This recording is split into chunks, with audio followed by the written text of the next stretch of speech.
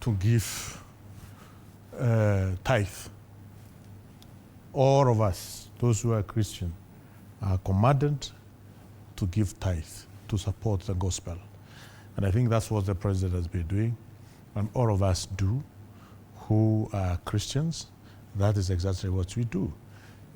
Secretary, about 100 million, President said him and his friends, you call friends, he has more than 100 friends who can contribute 1 million Kenyan shilling to build a church.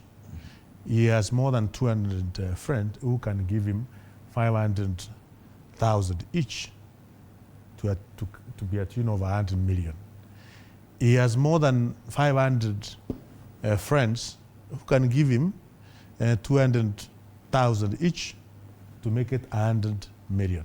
So it is possible for President to raise 100 million to build the church, because this is a man who has built a network of friends locally and internationally over the years. So it is possible to get his friends. The generosity extended to this particular church has drawn some questions, because even beyond the money, on a disputed piece of land that I said to belong to the KDF, the president said in his capacity as commander-in-chief, he would go beyond that dispute and give the land to the church. Do you agree with that kind of generosity from the president, even on public resources? He's the commander-in-chief of all the armed forces or defense forces of the Republic of Kenya. Given that power by the Constitution of the Republic of Kenya.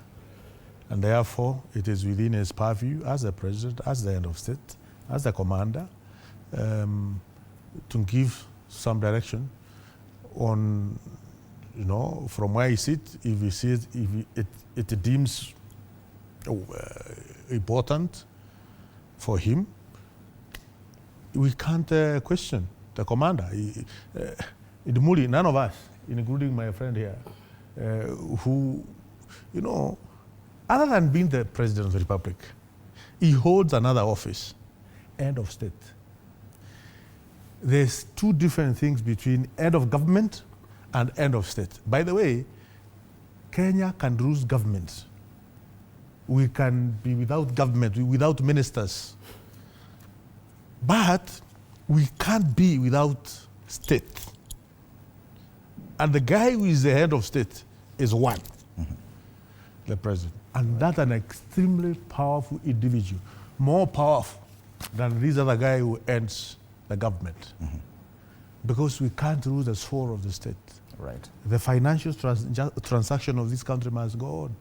The international transport, the traffic, the airport must go on, whether we have a government or not. All right. There are critical things which must go on. And this, who is in charge of that? End of government, end of state. Okay. Bwana Lote, you said the president listens. At the height of the Gen Z protests,